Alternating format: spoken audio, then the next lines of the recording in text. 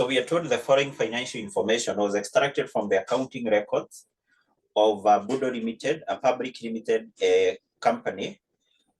First of all, you're given the statement of financial position as at 31st of October 2023 and 2022. So we have assets which include non-current asset. At the non-current asset, we have property, plant, and equipment, and then we have intangible assets. We have the current asset, which include inventory, trade receivables, cash and cash equivalents. And then we have the total asset. At the equity, we have ordinary share capital, share premium, revaluation reserve, retained earnings, and then we have the total equity. Then we have non-current liabilities, which include long-term borrowing, deferred tax, current liabilities, which include trade payables, current tax, interest payable, and then we have the total equity and liabilities. Then we have the statement of comprehensive income, which is the same with the income statement or the statement of profit or loss. We have revenue, cost of sales, gross profit, distribution cost, administrative expenses, profit from operation. And this particular profit from operation, which is the other name given to this, who can be able to remember? I think this is something I mentioned in our previous class. Profit from operation, we can also refer to this as what? The other name for this, profit from operation. Profit from operation. This can be referred to as what? The other name for this. So this particular profit from operation, in other terms, it can also be known as PBIT. PBIT, profit before interest and tax, and it can also be known as operating profit. Operating profit. So the examiner can use any of those particular words. So then we have the finance cost. The finance cost, remember, is another name for interest. Then we have the profit before what? Before tax. We have the income tax expense. And then we have the profit for the year. Profit for the year. So then we have other comprehensive income, which include revaluation gain on property. And we are told that this is net of deferred tax. Net of deferred tax. And then from there, we have now some additional information. Number one, you're told. Okay, so before I think we go through the additional information, we have additional information number 1, 2, and 3. We are going to do that as we see whether there are some workings which are required. Then what the examiner was requiring is you prepare a statement of cash flows for Budo Limited for the year which ended 31st of October 2023 using indirect method in accordance with the requirement of International Accounting Standard number 7, which governs the presentation or the preparation of what? Of cash flow. Remember what I've said is that if, for example, this question the examiner had not specified which method to use, take into account we have both the income statement and also the statement of financial position. Always use the indirect what? Method. But in this case, you can see the examiner had specified you use now the indirect what? Method. So therefore, what we need to do before we prepare now our statement of cash flows, remember you say that there are a number of items which you have to compute, which in most of the cases will not be given to you by the examiner, which you use in preparing what? The statement of cash flow. If you can be able to remember in our previous class, I give you a number of accounts which you must be in a position to do what? To prepare. For example, in this case, we said we should be in a position to prepare an account called disposal account, an account called the PP account, an account called what? The tax account, an account called the government grant. Although this question, actually this question, among all the questions which have been tested, in your level, the questions, I think in 2022, I think the question in 2023, I think class sitting, there was a question. This is one of the simplest question on cash flow. So this was a very simple question on what? On cash flow. So therefore, this question do not have so many workings which need to be done. Let's go through the additional information. Number 1, we see what you are told, and you are told the property, plant, and equipment was made up as follows. So number 1, we are given the cost or valuation. That should be cost or valuation, and basically we are given the cost of valuation in 2022 on 31st October 2022 and 31st October 2023. It is also important for me to mention this, that anytime you're given a question for cash flow, you will always be given the statement of financial position for 2 years for 2 years. Like in this case, if we go back to the information we have under paragraph 1, we're given the statement of financial position for 2023 and basically 2022. We know that this is the end of the current financial year. So the figures which are given here, these are taken to be the opening balances during the current year, whereas the figures given in this statement of financial position are taken to be the closing what? Balances. That is, it is important for you to, or it is important for you to note that always will be given the statement of financial position for the previous year and the current year. The figures given there, you take them as opening balances. The figure given there, you take them as closing balances. So therefore, what you're given in that note, we're given the cost or valuation of PP at the start of the year and also at the end. And also we are given now the accumulated what? Depreciation, both at the start and also at the end of what? Of the year. So in that case, there are 2 accounts you're going to prepare. I will tell you which account we need to prepare and basically what we need to determine from those 2 accounts. But before we do that, let's go through the additional information in the last paragraph of note 1. And you're told during the year which ended 31st of October 2023, property was revalued upward for a gain amounting to 1.2 million. The company does not make any transfer for excess depreciation upon revaluation. However, the company accounts for a deferred tax on revaluation gain. And then you're told the income tax rate applicable to Budo Limited is 30%. And then you're told the depreciation on property, plant, and equipment has been charged to the profit or loss what account. I don't know whether you did something to do that in the topic of deferred tax with Mr. Eric. Whenever the company revalue assets, for example, PPE, and there is a revaluation gain, that revaluation of asset give rise or result to something called a revaluation gain. The company should compute something known as the deferred tax on revaluation gain. So how is this deferred tax on revaluation gain computed? The deferred tax on revaluation gain, I think we can in fact have that here as a working. Let's just have that here as a working so that you can notice somewhere in your book. So let first of all we compute the deferred tax on revaluation gain. Deferred tax on revaluation gain. In terms of how we compute this, we take the revaluation gain on PPE, the revaluation gain on PPE, and then we multiply that with the tax rate. We multiply that with what? With the tax rate. So who can give us the revaluation gain? The revaluation gain on the PP from that last paragraph of note 1. The revaluation gain on PP was how much? Who can see that figure? Revaluation gain on PP, the last paragraph of note 1. Revaluation gain on PP. Who can see that figure? Who can see that figure? Revaluation gain on PP. Yes, so in our case is 1.2.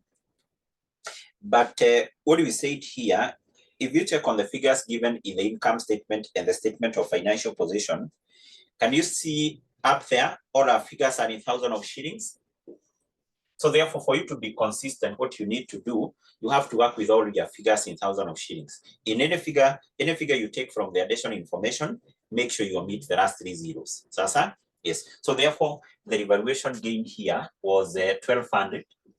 And then we need to multiply that with the tax rate. We're given the tax rate in note number 1, still in that last paragraph of note 1, where we are told the tax rate applicable to this company, which is Budo, is 30%. So this will give us how much? 30% of 1,200, which is now a deferred tax on the revaluation gain. This will give us what? This will give us 360. I don't know whether you covered such a concept in that topic of income taxes or in that topic of deferred tax. Did you cover such a concept?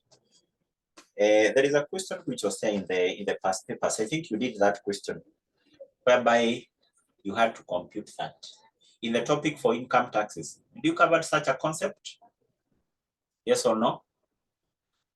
Yes or no? Ama watu wakumbuki? No, you covered this, I know that. It's only that you can't be able to remember. Okay, no problem. So now how do we account for these? How do we account for these deferred tax on revaluation gain? So any deferred tax on revaluation gain, in terms of how we account for these, we debit the account called the revaluation reserve account. Write that in full for your revision purpose. Revaluation reserve account, and then we credit something called the income tax account. The income tax what? Account. So this amount is debited in the revaluation reserve account and then credited in the income tax account. In the income tax what? Account. Sasa? Yes. That's how we account for that. Hassan, you need to put your video off. Definitely you're interrupting the others from getting, yes, put your video off. Yes. So that's how we account for that. And therefore, when we're preparing, there are a number of accounts we need to prepare here, like the tax account. This figure will be taken to the tax account. And also, I think we're going to prepare the revaluation account. Okay, before we do that, there is the last paragraph. Okay. Yes. So before we go to note number 2, can we prepare? We need to open a number of accounts as far as note 1 is concerned. The first account we need to prepare is the account called the PP account. Remember, I gave you the format for this. And also I explained the reason why we prepare this account. First of all, who can tell us why do we prepare the PP account as per what we discussed on Tuesday? Why do we prepare these accounts, the PP account? PP account, property, plant, and equipment account. We say this account is prepared to determine what?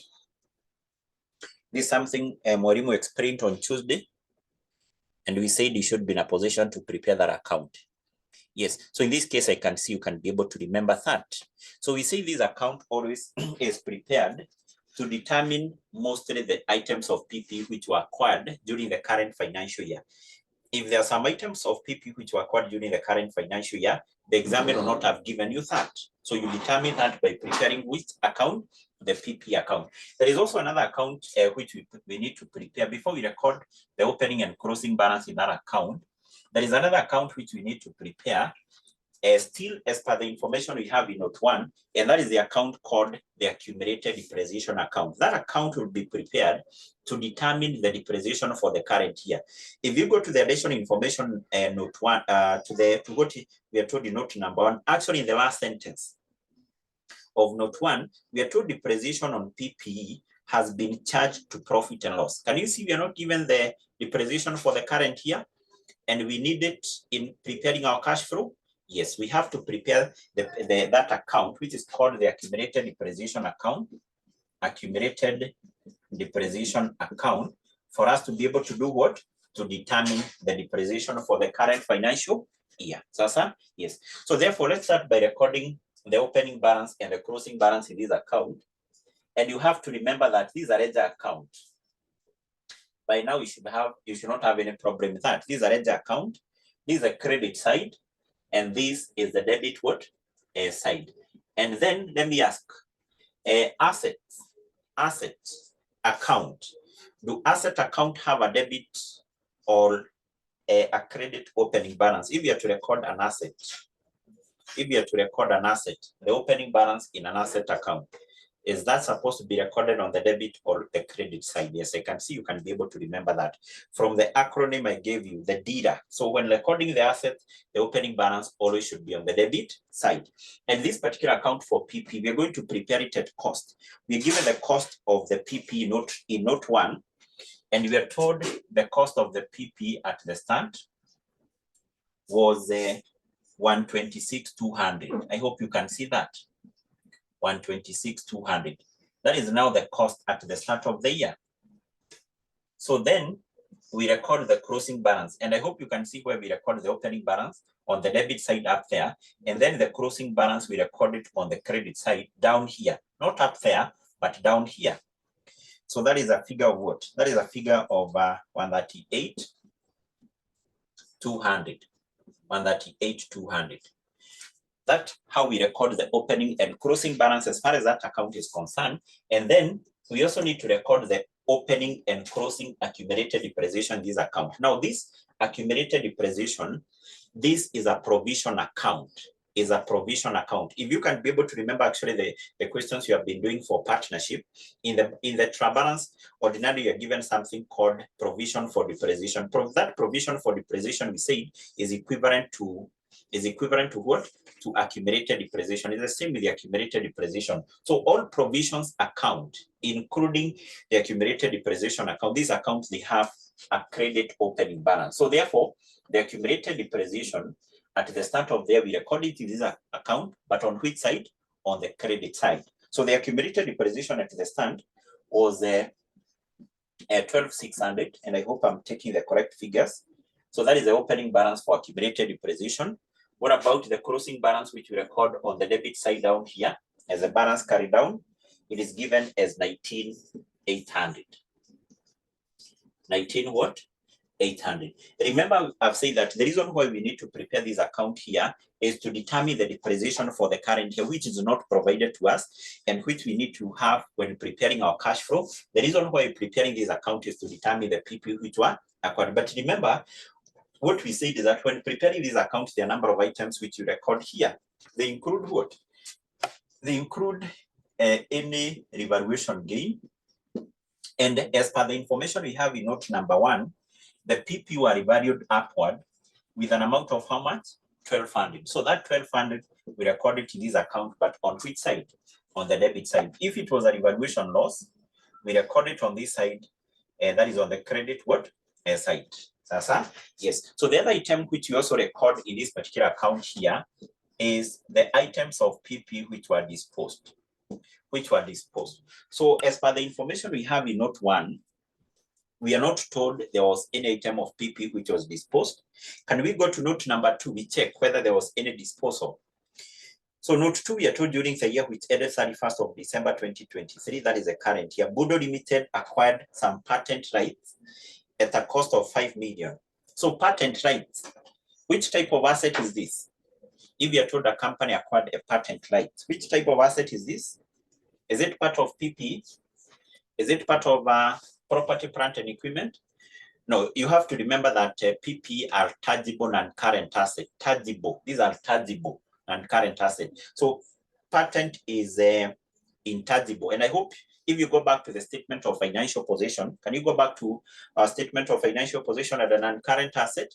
I hope you can see we have PP and intangible. So those patent rights are part of intangible. They do not affect the PP account.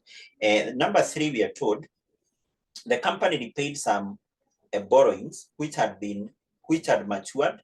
Basically, that has nothing to do with PP. What does that mean? It means that there was no item of PP which was disposed. There is something I said we also record on this side, and that is depreciation. But I said we only record the depreciation in this account if this account is prepared at net book value.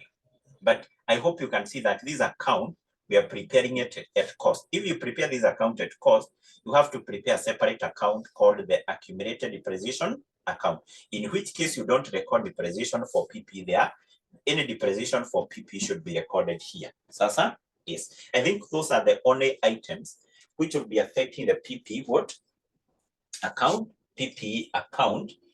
And then from there, I think we can proceed and we balance this particular account, because in this account, there is nothing else which need to be recorded here. What we just need to do, we balance this account, and the balancing figure always is on this side, and it represents the depreciation for the current year, which was taken to the income what? Statement. That should be the balancing figure here. This account should either balance. If it is not balancing, a balancing figure should be on this side, and it represents the PP which were acquired during the current year, what? Year. I hope you can see now we have been able to determine the 2 items we needed to determine the PP acquired to be which were acquired during the current year and the depreciation for the current year. First of all, give me the balancing figure in this account.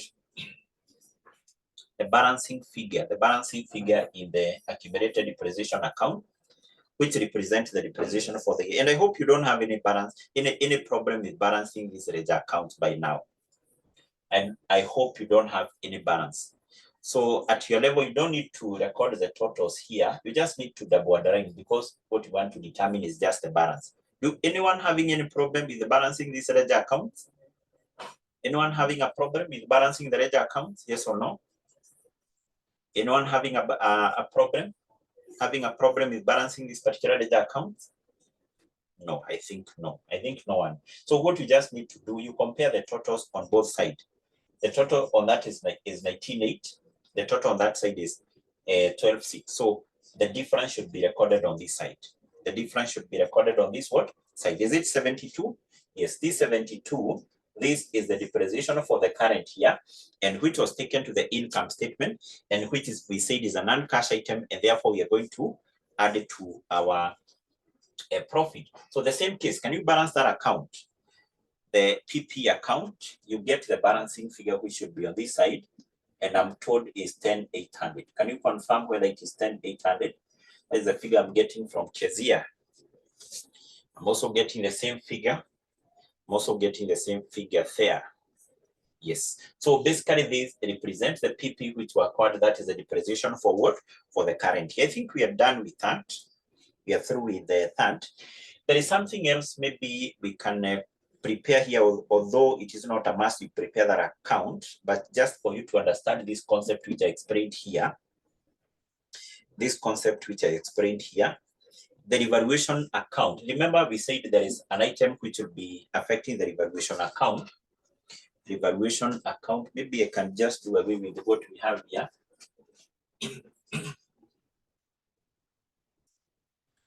Yes, so let me do away with this. Because there is an account I want us to prepare there, and that is the account called the revaluation reserve account. Revaluation reserve account. You see how we account for this deferred tax on revaluation gain.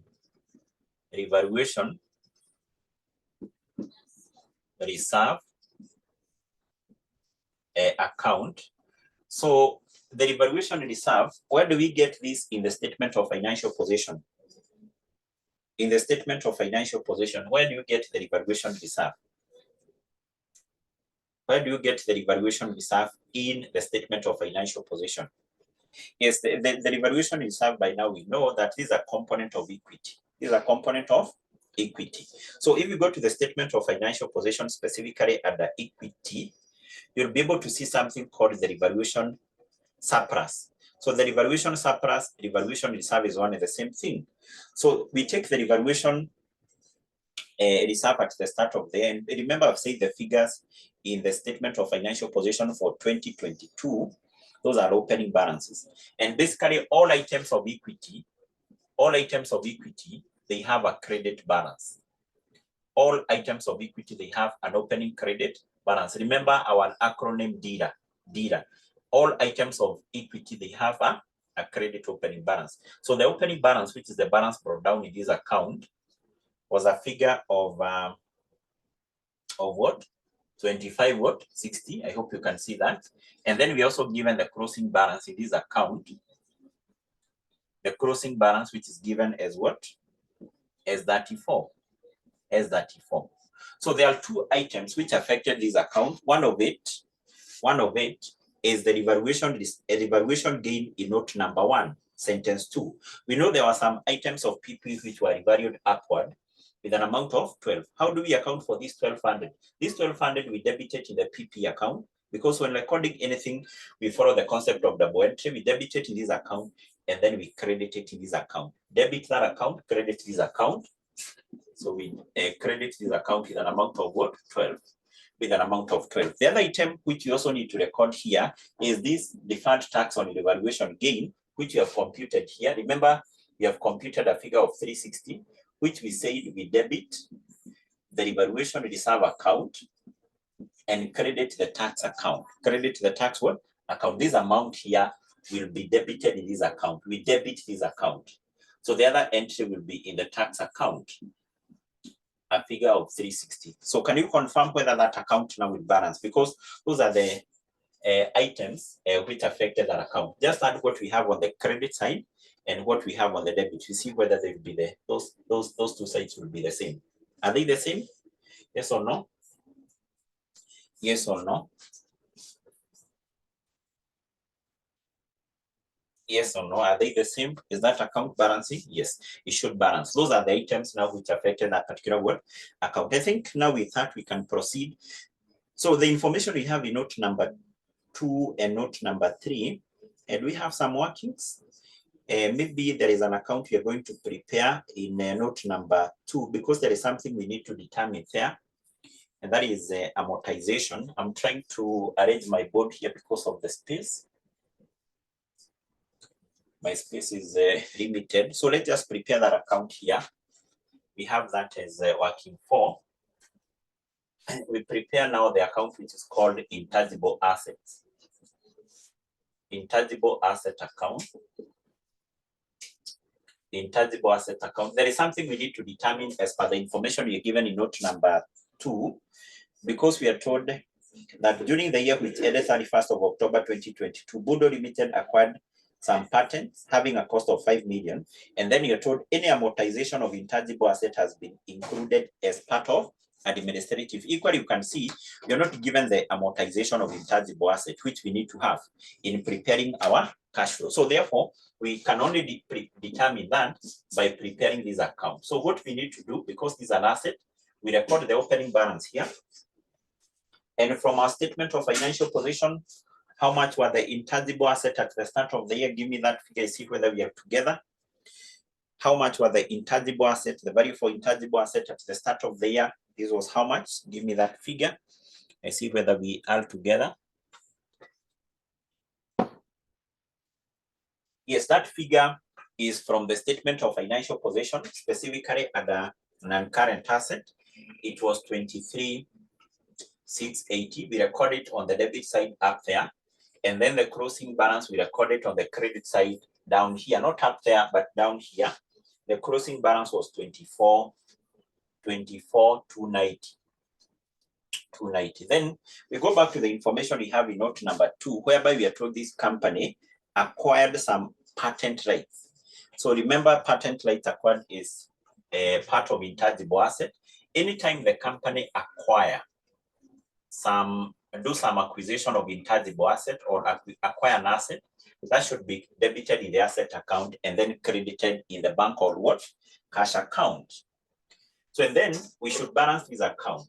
Now this account automatically will not balance. And basically the balancing figure will be on this side, that is on the credit side, and that represents amortization. That represents the intangible asset which were amortized during the current year. That's why the examiner in note number 2 had given that information, that any amortization on intangible asset was part of the admin. So it means that there was amortization of intangible what? Asset, which would be the balancing figure here. Can you give me that balancing figure there? I'm told is 4390. 4390. So that is amortization. Remember, this amortization we said is equivalent to the depreciation,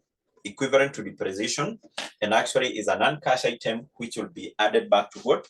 To the profit. So I think having that, we can proceed, prepare a statement of cash flows. So remember, I've said this is one of the simplest questions on cash flows, which has been tested at your level.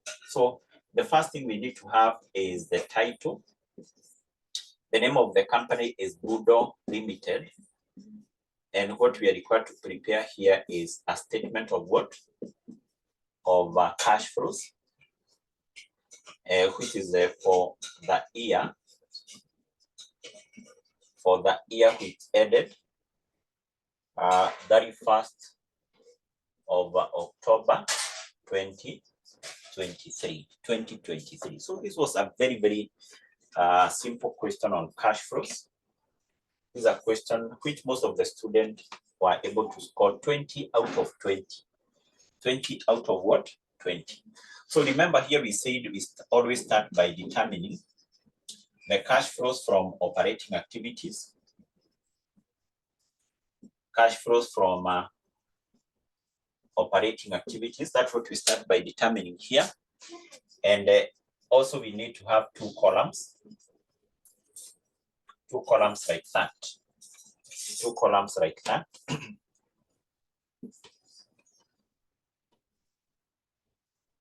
two columns like that. Yes. So what do we start with here?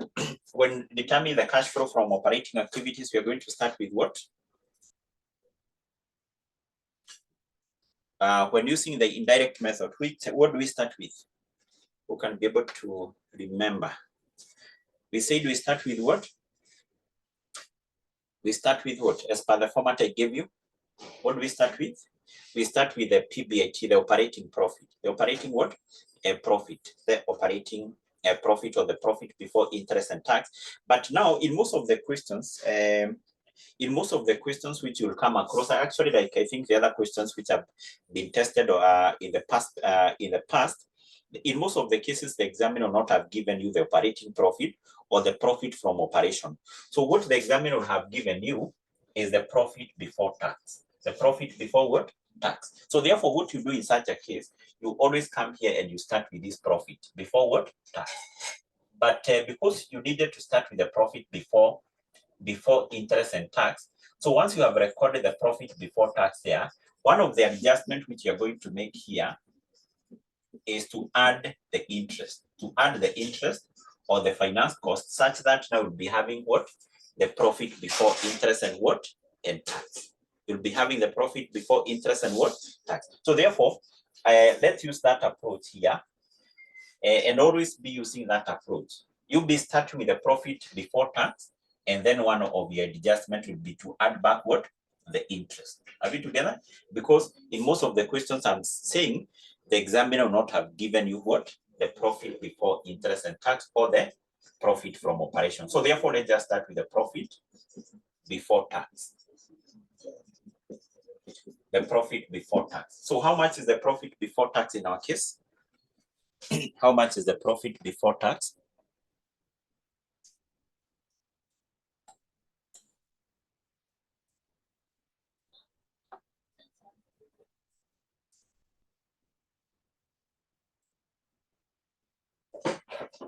How much is the profit before tax? How much is the profit before tax? So you get the profit from before tax from your income statement.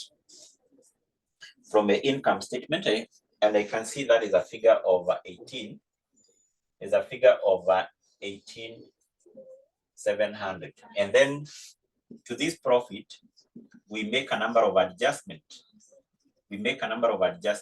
And before we adjust that profit with the three category of items we mentioned, before we start with that, before we adjust that profit with the three category of items we mentioned in our previous class, we have said, first of all, what you do, add interest or the finance cost, such that now you'll have the profit before interest and what? A tax. So how much is the finance cost or the interest? You also get that from the income statement. Yes, it is given as a figure of what? It is given as a figure of 38.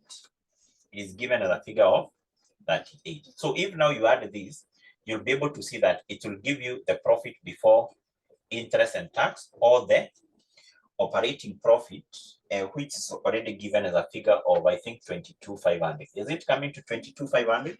Yes, it should come to a figure of what? 22,500. But I've said in most of the questions, because the examiner have given you the profit before tax, start with that, and then you add back what? The interest. You add back the interest. Then you also have to remember, we say that we adjust this profit with a number of items. With a number of what? Items. That what you need to start to remember. We said one, we adjust this profit with non-cash items. Which we say these non-cash items, for you to remember them, you just need to remember this acronym. The acronym is what? Dial G. Depreciation, impairment of intangible asset, impairment loss on goodwill, any loss or gain on what? Disposal. And in this question, we don't have any loss, we don't have any gain on disposal, because there was no any asset which was disposed. We don't have impairment loss on goodwill. We only have these two items. The gain, the depreciation on PP, and also amortization of what? Intangible assets. So therefore, first of all, adjust the profit with those two items. I think we can yes, let's just include the depreciation. We start with the depreciation on PPE, and that is something we have computed here as a figure of 72. Remember, you said this depreciation, in arriving at this profit, it had been deducted. Take into account is a non-cash item. What we need to do, we add it. What? We add it back. The same case with amortization of intangible asset. Amortization of intangible assets. So this amortization of intangible asset was accounted for as an expense. In arriving at this particular profit, it had been deducted, and take into account is a non-cash item. What we need to do, we need to add it back. So that is amortization of 4390. 4390. Yes. So we have that. So therefore, first of all, we adjust now our what? Our profit with those non-cash items, depreciation, impairment. I've said we don't have impairment of goodwill. We have amortization, which you have considered fair. We don't have the gain or loss on what? Disposal. Then number two, we say that we also adjust this particular profit with what we refer as the investing and financing activity items equally added or deducted in arriving at this what? Profit. And actually we said here we check for things like investment income. Investment income. In this question, do we have something like investment income or any interest received? Yes or no? Do we have any investment income? Interest, something like interest received? Do we have that? Yes or no? Actually, check from the income statement. You should go to the face of the income statement which you're given, and you check before arriving at this particular profit. Was there any investment income which was added? Any investment income or any interest received, that is always added to the gross profit. And I think in our case, we don't have such. We don't have any investment what? Income. Then next, we said we adjust this particular profit with now the changes in working capital. Changes in working what? Capital. Who can be able to remember the 3 items of working capital which we consider here? I also give you a certain abbreviation for remembering those 3 items. Yes, we said we adjust now our profit with those 3 categories of what? Items. Receivables, inventories, and what? Payables. So therefore, before you do that, what we need to determine here is basically we need to get the net amount there. And I hope there is nothing we have skipped here, because we have considered this depreciation for the year. We have considered that amortization. Yes, I don't think there is anything we have not considered here. So get the net amount here, and basically we refer to that as cash flows before changes in working capital. Cash flows before changes in working capital. Give me that figure here. The valuation gain does not affect our profit. There is nowhere we consider the valuation gain. Yes, here. There is nowhere the valuation gain is considered here. So how much will be our net amount there? Yes, I'm given 34,090. 34,090. And then basically I've said that is known as cash flow before changes in working capital. And then we proceed and we consider the changes in working capital. We consider the changes in working capital. Changes in working capital, I've said, we consider those 3 items, receivables, inventories, and what? Payables. So what we do, let's go to where we have current assets. In our statement of financial position, that's why we have these 2 items of working capital, receivables, and what? Inventory. So at Current assets, the first item we have in our statement of financial position, I hope you can see we have inventory. So what you just need to do, as far as the inventory is concerned, you just compare the opening and closing inventory. You determine was there increase or decrease. So inventory at the start was 5760. At the end of the year, it was 5880.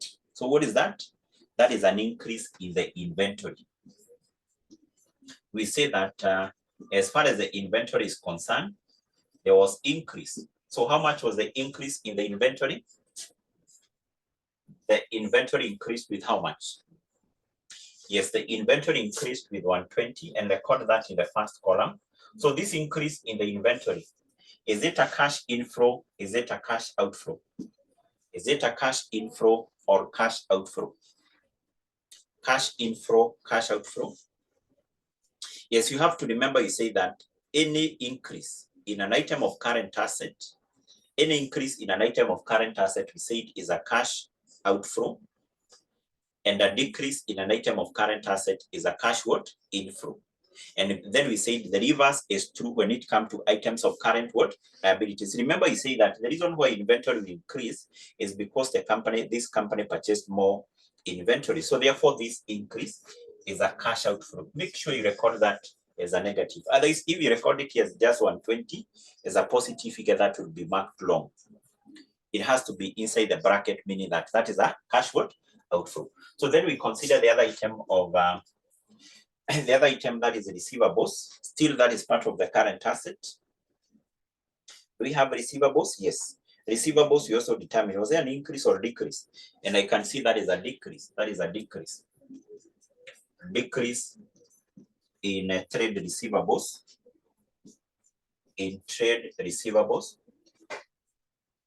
Trade receivables. So that is a decrease of what? From 4290 to 4070, a decrease of what? A decrease of 220. A decrease of 220. What is this? Is it an increase or is it inflow or outflow? That decrease. Inflow, outflow. Inflow or outflow. This is inflow. So remember, you said receivables. This is the amount of money, if you have a business, you expect to receive from your customers. The amount of money your customers owe you. If it reduces, it means that your customers cleared their debts, which is a cash inflow. So we consider that there. And then finally, we go to where we have current liabilities. We consider payables. So can we go to where we have current liabilities? So the current liabilities, we only consider payables. For payables, I can see we have a decrease from 82 to 78. We have decrease in trade payables. Trade payables. And I hope you can see where trade payables are. That is part in the statement of financial position down there. Current liabilities are given as the last item in the statement of financial position. So how much is the decrease in payables? We have a decrease of 400. We have a decrease of 400. So what is this? Is it a cash inflow or cash outflow? Cash inflow or cash outflow? Yes, this basically this what? This outflow. So the reason why payables is the amount of money payable to the suppliers. This is the amount of money payable to the suppliers. So if that amount reduced, it means that the suppliers were paid. If they were paid, is a cash outflow. Is a cash what? Outflow. So those are basically the three items of working capital we consider. We get the net amount, we take it to the last column. So give me the net amount. We have negative 120 plus 220. And that will give us a net amount of what?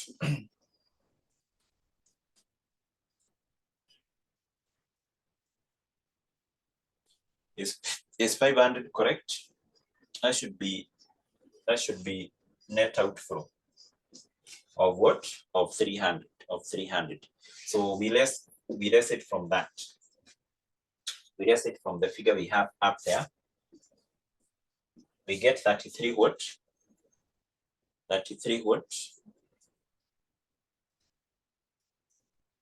33, is it 890? 33, 790, 790, 790, 33, 790. 790,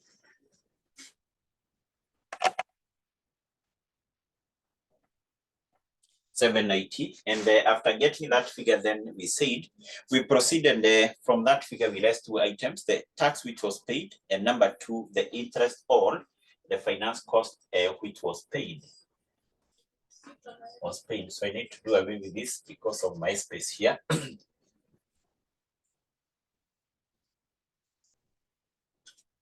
So to that figure, so that we get now the net cash flow from operating activities, we less a tax paid, and also we less now the interest. We less the interest which was paid, tax paid, interest paid. So for the tax paid, this one, we have to prepare the tax account. We have to prepare the tax account. And for the tax account, I think we can just prepare it here. Let's prepare the tax account. The tax account. The tax account, this one we are preparing it to determine the amount of tax which was paid. So in this case, I said the number of items we need to consider here. We got where we have in our statement of financial position, specifically under current and non-current liabilities. Under non-current liabilities, you must be given something called the deferred tax. I hope you're told that the deferred tax is basically like a tax payable by the company in what? In future. And then under current liabilities, we have something called the current tax. Current tax is the tax the company was supposed to pay during the current what? Yeah, those two items are items of liabilities. So therefore, we record them as the opening balance in this account on the credit side, the deferred tax and the current what? Tax. So how much was the deferred tax at the start of the year? The deferred tax at the start of the year was 70. And then that one you get it under non-current liabilities. Under non-current what? Liabilities. And then the deferred tax, okay, the current tax at the start of the year, which is part of the current liabilities, was 55.70. 55 what? 70. We do the same at the end of the year. The deferred tax at the end of the year was 67.50. The current tax at the end of the year was 42.30. Was 42.30. And then from there we said we go to the income statement and we take into account the tax for the current financial year, which is given in the income statement. How much was the tax for the current year given in the income statement? The tax for the current financial year given in the income statement. The tax for the current financial year, that should be in the income statement. In the income statement, tax for the current year, Ningapi, you can be able to see that figure. Who can be able to see that figure? Yes, it's a figure of 48.30. Now that one is credited in that account. And I think as per the format which I gave you, those are the items now which we incorporated there. But in this question, there is an additional item which I've already mentioned and which must also be recorded in that account. Who can tell me that item? I see whether we are together. Which other item will be recorded in this account? I've already mentioned about that. About a certain item which will also be affected, which will also be recorded in this account. Who can be able to remember that figure? I see whether we are together. Yes, there is an item we have computed up here, the deferred tax on revaluation gain, a figure of 360, which we said is debited in the account called revaluation reserve account, and then we credit it in which account? The income tax or the tax account. So this figure of 360 will also be credited in this account. This is the deferred tax on revaluation gain. On revaluation gain, a figure of 360, and basically from there we get the balancing figure which will be on this side, and that automatically represents the tax which was paid. So give me the tax which was paid, which now will be the balancing figure in this account and actually on the debit side.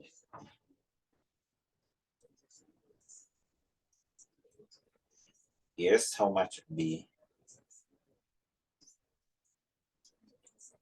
the tax paid?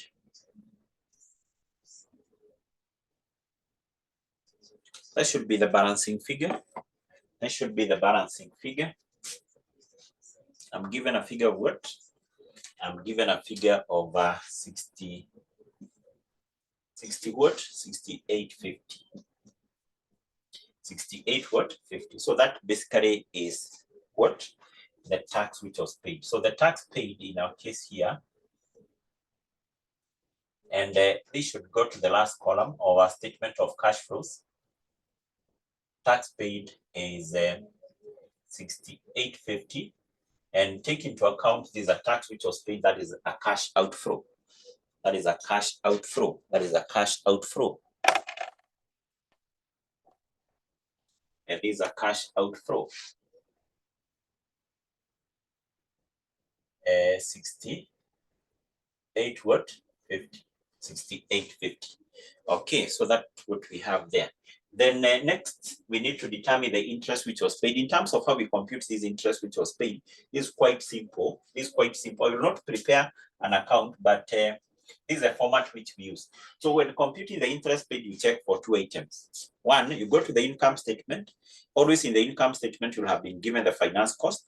And then you go to the statement of financial position, specifically under the current liabilities. Uangalie kama umepewa kitu inaitwa the interest payable. Can we go to where we have current liabilities, and you tell me, do we have interest payable?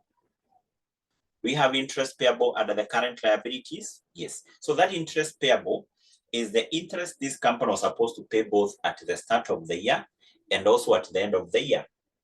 And then the interest or the finance cost we have in the income statement is the interest which the company was supposed to pay during the current year. So therefore, how do you determine the actual amount of interest which was paid? Because the actual amount of interest which was paid is not what in the income statement, is not what in the statement of financial position. So in terms of how we compute the interest paid, I want you to understand this. So what you do, you take the interest the company was supposed to pay at the start. How much interest was this company supposed to pay at the start? From those two items, the finance cost in the income statement, the interest payable in our statement of financial position. How much interest was this company supposed to pay at the start? Give me that figure, see whether you have understood what I've said. Yes, so the interest this company was supposed to pay at the start is what we have in the statement of financial position as the opening balance. That is what the company was supposed to pay at the start of the year. And then to this, you add the interest payable during the current year. During the current year, the company was supposed to pay an interest of how much? Where do you get the interest payable during the current year? The interest the company was supposed to pay during the current year is the interest or the finance cost in the income statement. So the interest or the finance cost in the income statement is how much? Interest or the finance cost in the income statement is how much? Is 38. What does that mean, therefore? It means that this company during this year, it was supposed to pay a total interest of 48 plus 38. 4,800 plus what? 38. But now, if you go back to your statement of financial position, equally at the current liabilities, you can see you're given the interest which the company had not paid at the end. When the year was coming to the end, the company had not paid interest of what?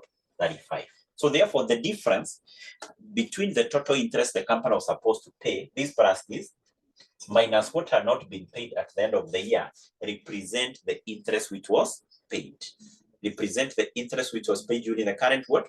Year. Always use that format to compute the interest which was paid. So, and in this case, I'm given a figure of what?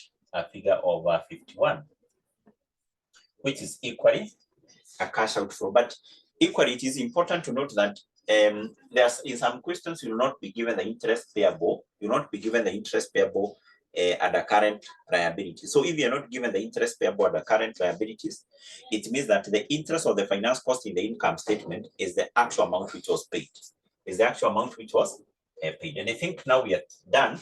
So what we need to do here is to get the net cash flows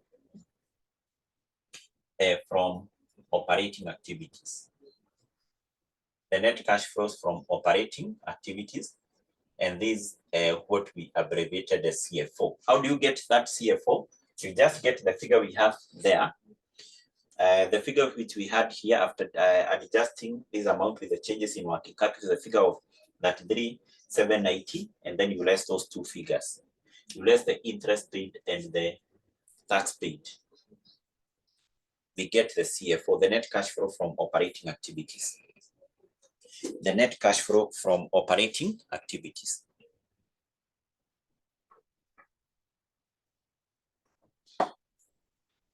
Net cash flow from operating activities, I'm given a figure of 21 what 840. So that is it, that how that CFO was to be determined. And it's important to note that this first part of the cash flow can give you so many marks. Because in terms of how these particular questions are marked, for any correct entry which you have here, you get 2 marks. You get 2 marks. In fact, if that question you leave it at that point, I hope you can get almost all the marks. All the marks, because I think here we had the profit. We had also these finance costs. Those are 2 items. The depreciation, amortization, those are how many items? 4, 5, 6, 7, 8, 9. 8, 9. So if, for example, you're able to get all those items correctly, you have 9 items times how many marks? 2. It means that that question, if you leave it now at that point, you can be able to get how many marks? 18. So the reason for me to mention this is for you to know that the first part here, there are so many marks. There are so many marks which you can be able to get from the first part of your cash flow. But now, from that, we need to proceed and we determine the cash flow. Next, after determining the net cash flow from operating activities, next we determine cash flow from what? You can be able to remember this. Next, we determine cash flow from what? From what? Cash flow from what? From investing activities. From investing activities. Investing activities. And we said under investing activities, what do we consider here? What do we consider here in determining this? What do we consider here? You need to remember that. How do we determine cash flow from investing activities? Yes, so in this case, we said we consider the asset which were acquired and the asset which were disposed. That's what you consider here. Were there some assets which were acquired? Were there some assets which were disposed? Yes. And I think one, from the working which we did here, from this account we prepared here, PPE, we were able to determine that there were some items of PPE which were acquired and which had a cost of 10,800. That is the first thing we consider here. Acquisition of PPE, property, plant and equipment, which had a cost of 10,800. And once the company acquires some items of PPE, that involve cash outflow. Therefore, the rule is that you record that here as a negative, Yes, and think this will not affect this year. And then from the additional information which we are given in note number 2, additional information number 2, we know that there was some patent which were acquired, and we said this patent are part of the intangible asset. So therefore, we can say there was acquisition of intangible assets. The intangible assets which were acquired, they had a cost of 5,000. 5,000. Yes, that's what we have. Yes, I think those are the only 2 categories of items which we have. Then we said here you also need to consider, was there any disposal or sale of assets? So in this question, do we have some asset which was disposed or some asset which was sold? Do we have asset which was sold or asset which were disposed in this question? No, we don't have. Equally, we say the other item you consider here is any investment income. Any income from investment. In this question, do we have any income from investment? No. So therefore, in that case, I think we had only 2 items, and then we get the net amount. We take it to the last column. This will be negative, our net cash outflow. A net cash outflow of what? Of 18,500, of 15,800, of 15 what? 15,800. So I hope that is correct. I hope that computation is okay. Yes. Finally, I hope you can see this question was very, very simple. Very, very simple. This one question was very, very simple. Finally, we determine the cash flows from financing activities. Cash flows from financing activities.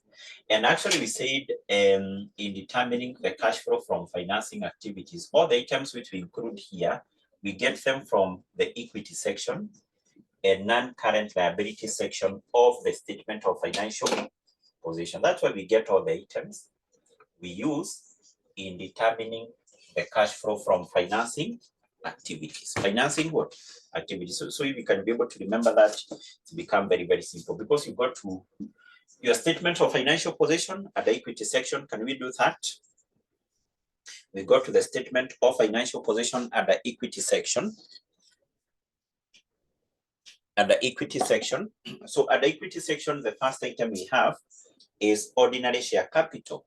The ordinary share capital, you can see it was 32,000 at the start of the year, and then at the end of the day is 40,000. Now, what causes the share capital to increase?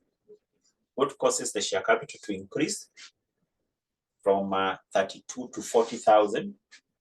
Yes, this is the issue of shares, and in this case, unless told otherwise, and then any shares which were issued by the company during the current financial year, we assume they were issued for cash, unless told otherwise.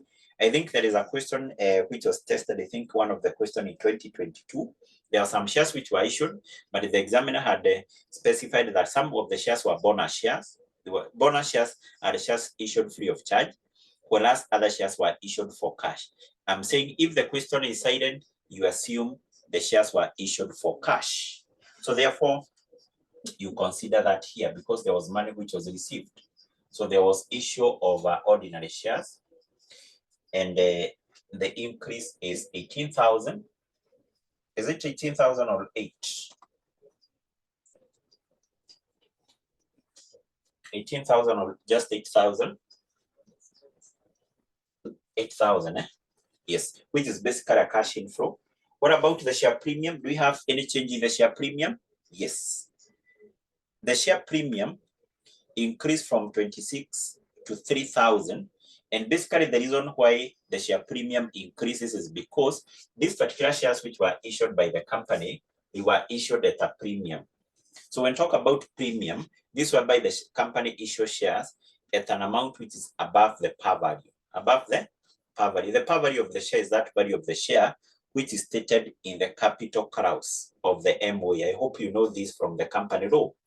Whenever a company is to be registered, one of the documents which must be prepared and filed with the registrar of companies is memorandum of association. Memorandum of association do have a number of clauses.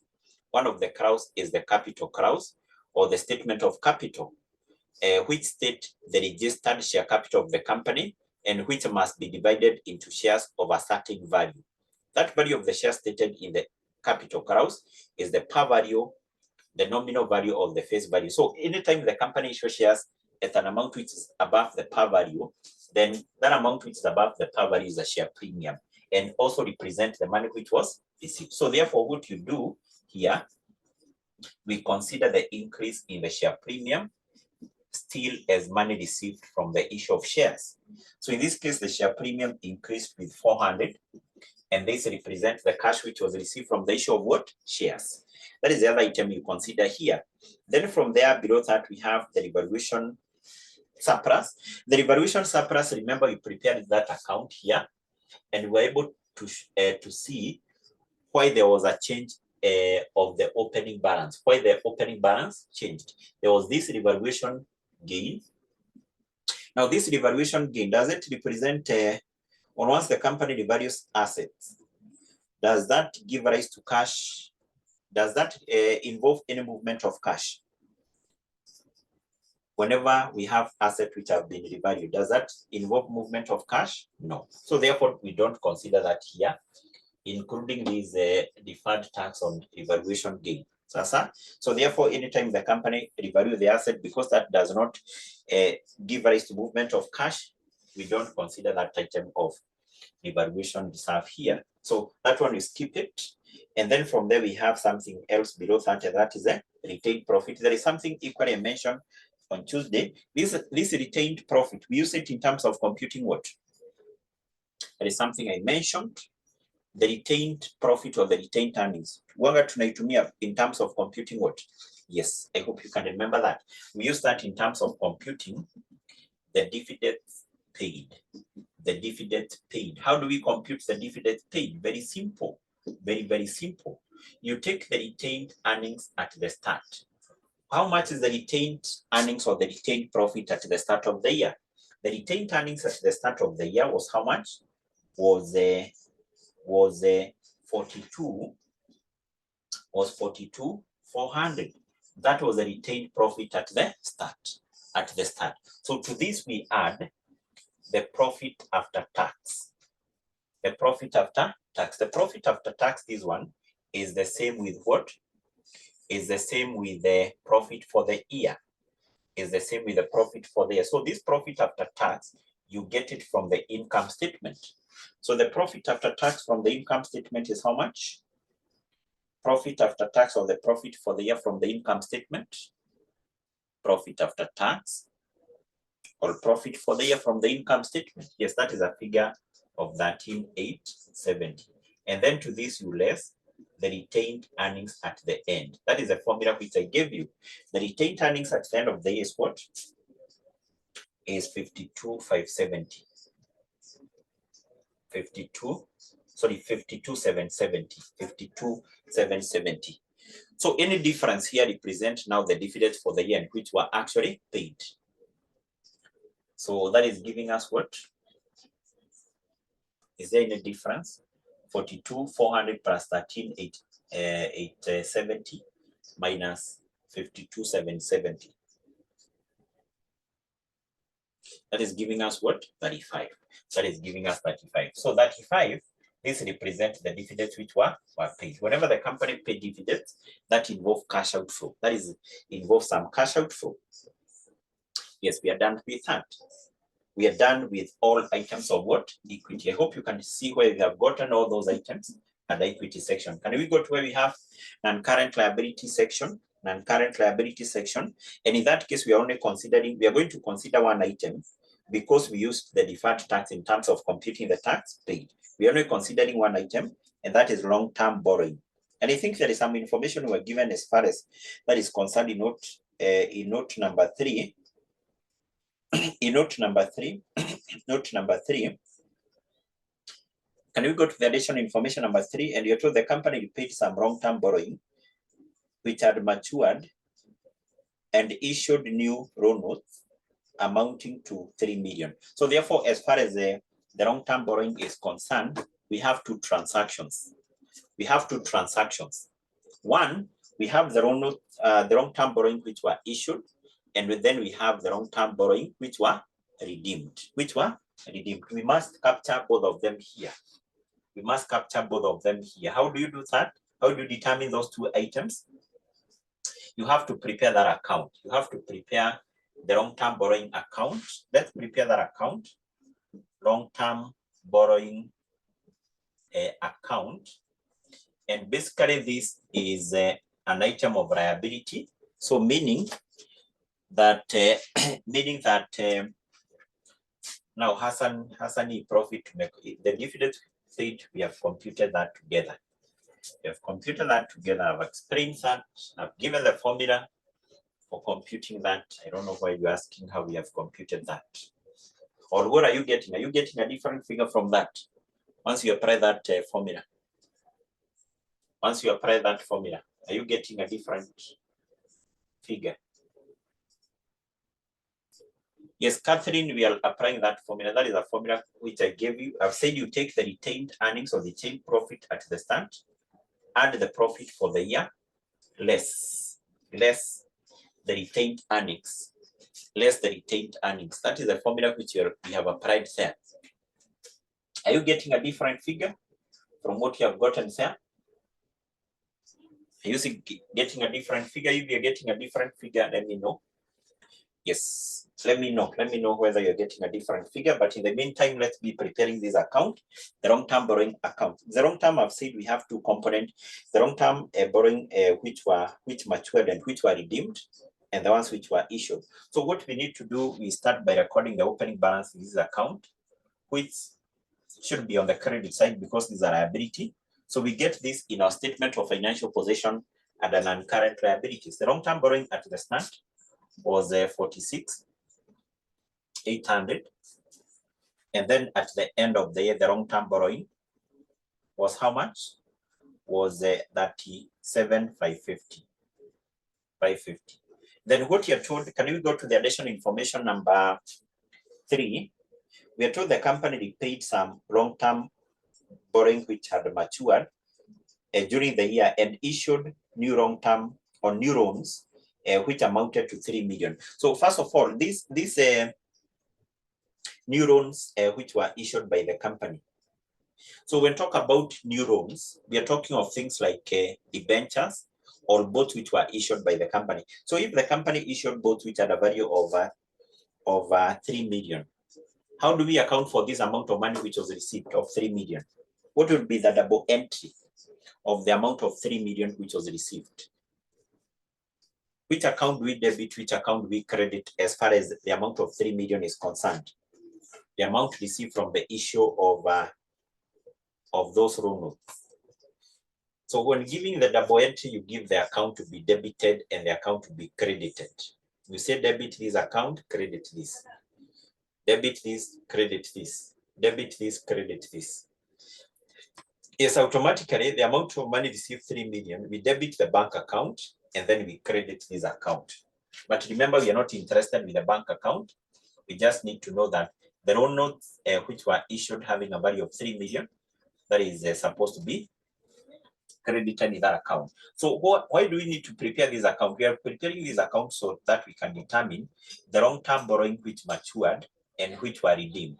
And basically that would be the balancing figure in this account, because once the company redeems some loan notes or some long-term borrowing, then that should be debited here, credited in the bank. Because I hope you know how these debt securities operate. If the company issue things like debentures, most of those debentures will be having a certain life. The same case with the bonds. For example, the company can issue debentures or bonds having a life of 4 years. It means that at the end of the 4th year, they will mature. The company refund back the amount of money which had been which had been borrowed. The same case with what is happening with the government. The government had issued some Eurobond to borrow money. They have matured. The company have to refund back that amount of money. The same case here. Sasa, yes. So can you get the balancing figure which represent the amount which was paid on maturity of those debt instruments? The balancing figure on that side. The balancing figure is 12 to 50. 12 to 50. So here, as far as the long-term borrowing are concerned, one, we have the issue of long-term borrowing. You can just refer to them as issue of long-term borrowing. The long-term borrowing which were issued during the current year, we know they had a value of 3 million, and this represent money which was received. And then we also have this long-term borrowing which were redeemed. We can talk of redemption of long-term borrowing, which you have said is a figure of what? Of 12 to 50. And this is a cash outflow because this is a money which was paid out by the company. By what? By the company. I think that is it. We don't have anything else other non-current liabilities because I've said we have already considered the deferred tax, and therefore we get the net amount. I hope you can see all the items. We have gotten them at the equity and non-current liability section. So give me the net amount here. The net amount, which we take to the last column,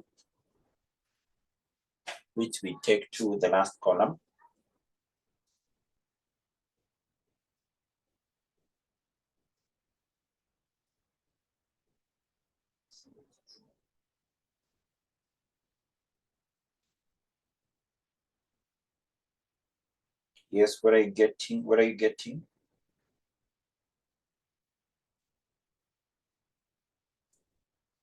Yes, a net cash outflow of 43.50.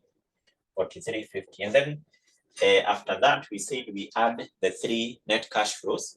We added the net cash flow from operating, net cash flow from investing, and net cash flow from what? Financing. Whatever we get here is known as the net changes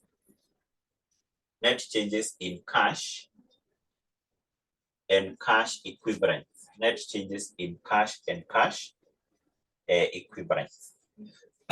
Net changes in cash and cash equivalents. What are you getting? What are you getting after adding this, and that?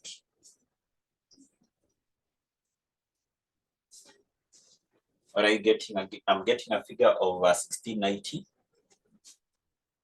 I'm getting a figure of 1690. Is that the same figure you're getting? Yes, which we refer to as the net changes in cash and cash what? Equivalent. And then now to this we proceed. We add the cash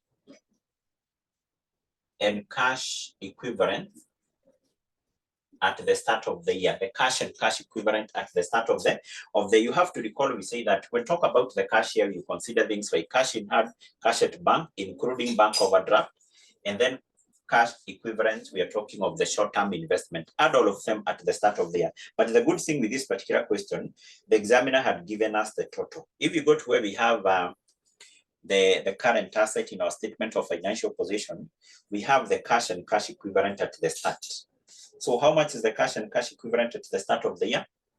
As per the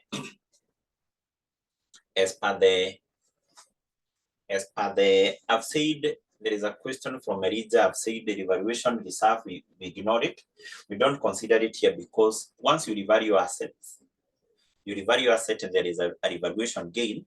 That revaluation gain does not involve movement of cash, is a non-cash item. That's why you have said in considering the items of equity we have ignored the revaluation reserve. Is a non-cash item. Is an item which do not involve movement of cash. So, yes. So the cash and cash equivalent at the start of the year, from where we have the current asset is 4670.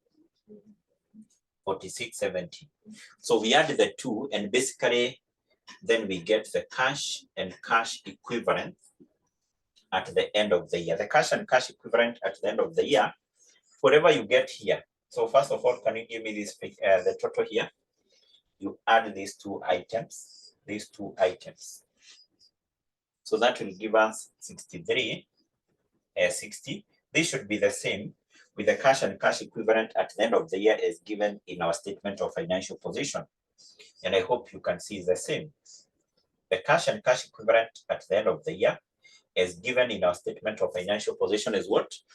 Is 63.60. So these two figures should be the same. If they are the same, it basically means that you are 100% what? Correct. Yes. So that is it, that what was required in that question. But I'll say that is one actually of the simplest question out of all the other questions. I think from the time the new syllabus was introduced, I think we have like 4 questions, including this one. This is one of the simplest question. Is one of the simplest question, because in this question we don't have the concept of a government grant, I think, which is a concept which has been tested in all other questions. We don't have that concept of government grant, which is usually a tricky area question, an area which I've seen being a challenge to most of the student. Yes. So this is basically what was required in that question, and that was a very, very good question on on cash flow. A very, very good question on